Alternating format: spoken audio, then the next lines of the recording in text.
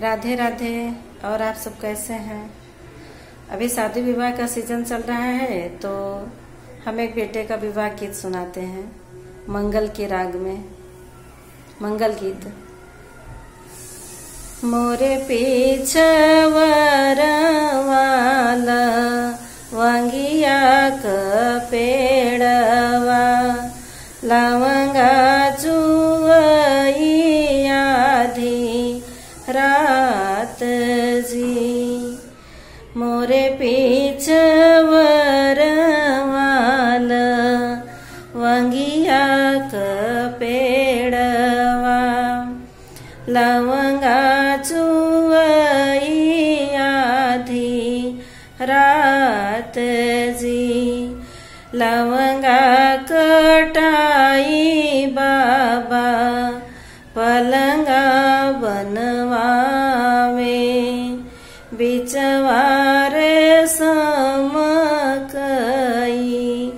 डोर जी। अग सोव पछ सोव ससुरु कधेरिया जोरवा धोमिल होई जाई जी। अग सोव पछ सोव ससुरु कधेरिया जोरवा धोमिल होई जाई जी। एतनी बचन सुनी दुलही कवनी देई उठी पिछौरा झराई जी। घाट धरे घट वरवा पुकारई कोत धरे कोत वाल जी। तीर धरे एक तेवई पुकारई हाली बेरी नावले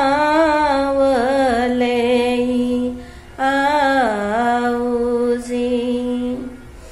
केवटई सोने कमुदरिया हम तो है देवई केवटा हाली बेर उतारऊ पार जी। केवटई केवटा जिनकर भौजी लागतु भौजी हाँ मार जी। आजू करतियार एन बसी जाती काली उतरबई पार जी। केवटा मछलिया कमानुस नाही चिन्हई जतिया मार जी।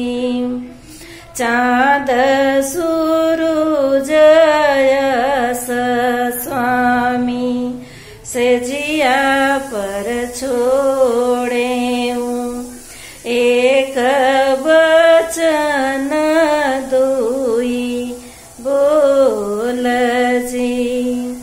चाँद सूरुज यस स्वामी सजिया पर छोड़े एक बचन दुई बोल जी। राधे राधे। आप सबको ये गीत अच्छा लगे तो लाइक सब्सक्राइब और कमेंट जरूर करिएगा। धन्यवाद धन्यवाद।